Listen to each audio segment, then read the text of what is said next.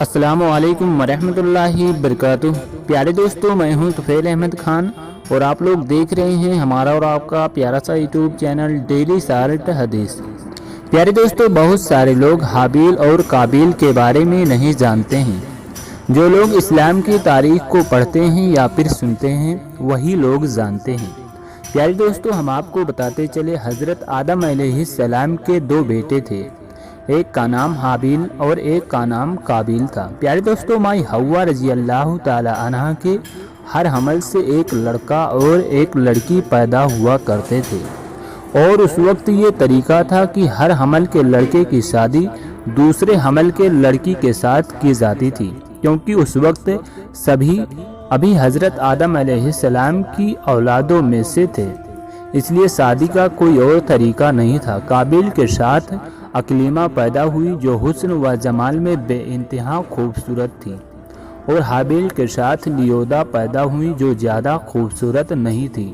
یہ چاروں جب بالغ ہوئے تو دستور کے مطابق حضرت آدم علیہ السلام نے لیودا کو قابیل کے لیے نامزد کیا اور اکلیمہ کو حابیل کے لیے۔ اس بات پر ناراض ہوا قابیل اس بات پر ناراض ہوا اور کہا کہ میری بہن اکلیمہ بہت ہی زیادہ خوبصورت ہے اور میرے ساتھ رحم میں رہی ہے، اس کا حقدار صرف اور صرف میں ہوں۔ پیارے دوستو، حضرت آدم علیہ السلام نے فرمایا، وہ تیرے ساتھ پیدا ہوئی ہے لہٰذا وہ تیری بہن ہے، اس کے ساتھ تیرا نکاح حلال نہیں۔ اس بات پر قابیل اور ناراض ہوا اور اس نے کہا، یہ غلط بات ہے، یہ بالکل غلط ہے، یہ اللہ تبارک و تعالیٰ نے حکم نہیں دیا۔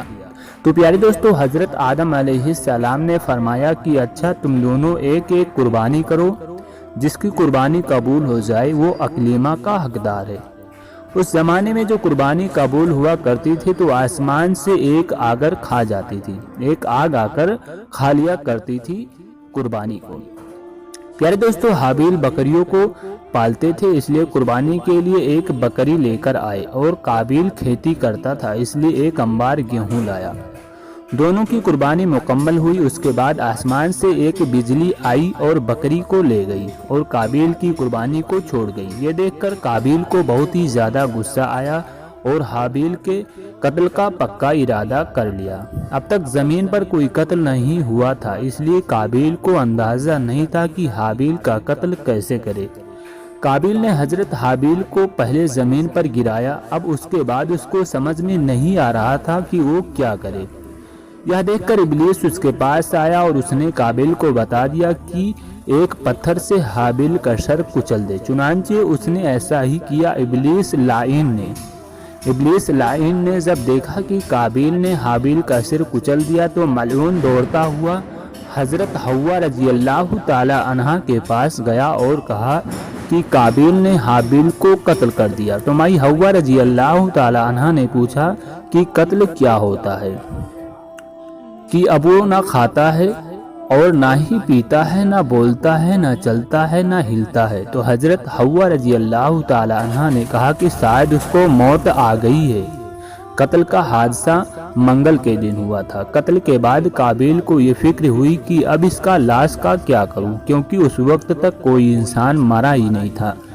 اسی سوچ میں قابیل حضرت حابیل کی لاش کو 40 دن تک لے کر گھومتا رہا۔ آخر میں ایک دن یہ منظر دیکھا کہ دو کوے آپس میں لڑ رہے تھے، تو ان میں سے ایک نے دوسرے کو مار ڈالا۔ پھر زندہ کوے نے اپنے چونچ اور پنجوں سے ایک گڈھا کھود کر اس مردے کوے کو دفن کر دیا اور کوے کی لاش زمین میں چھپ گئی۔ یہ دیکھ کر قابیل کو معلوم ہوا کہ لاش کو مٹی میں دفن کرنا چاہیے، چنانچہ اس نے بھی اسی طرح حابیل کو خاک میں دبا دیا۔ اللہ اکبر۔ تو میرے پیارے اسلامک بھائیوں اور بہنوں، ہم امید کرتے ہیں کہ آپ کے سمجھ میں حابیل اور قابیل کا واقعہ آ گیا ہوگا کہ کس طرح سے قابیل نے حابیل کا قتل کیا۔ تو میرے بھائیوں اور دوستوں، اگر آپ کو یہ نالج بھری ویڈیو اچھی لگی ہو تو میرے بھائی اس ویڈیو کو دل سے لائک کر کے شیئر کر دے۔ اللہ تبارک و تعالیٰ آپ کو اس کا اجر دے گا۔